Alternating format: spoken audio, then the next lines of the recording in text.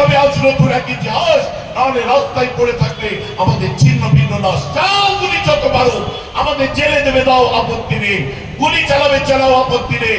লাঠি পেটা করবে করো, আপত্তি নেই। গ্যাস চার্জ করবে, আমাদের আপত্তি নেই।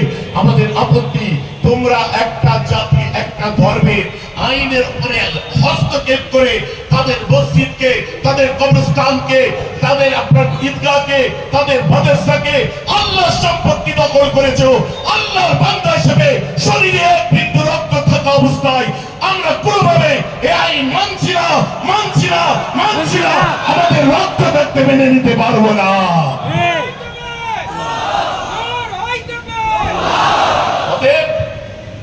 আমাদের লড়াইটা হচ্ছে সংবিধানের লড়াই।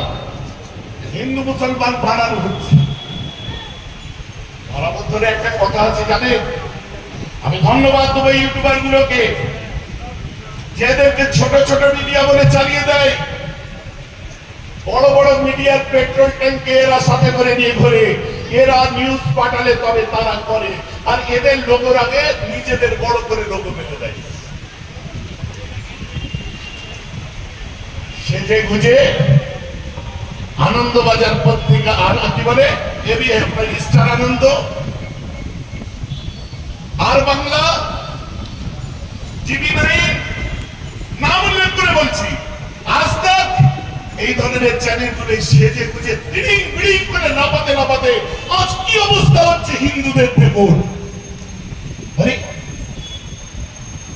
হিন্দুদের ঠিকাদারি নিয়ে বসে আছে তুমি।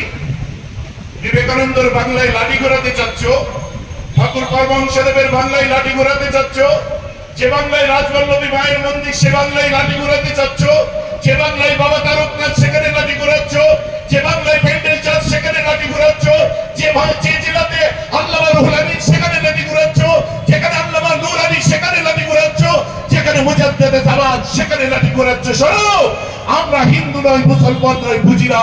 যখনই কোন জাতির মানুষ বিপদে পড়ে একে অন্যের পরিপূরক হয়ে এগিয়ে যায়, এগুলো আমাদের ধর্মগুরুরা শিখিয়েছে। তোমাদের ওই যোগী আদিত্যনাথের বাদরের লেজ ধরে টেনে আমরা এগুলো শিখিনি। আমাদের শিখিয়েছে বীর ওলিরা শিখিয়েছে, আমরা সফিজারে বিশ্বাস করি। হঠাৎ করে থেকে থেকে 3 তালাক,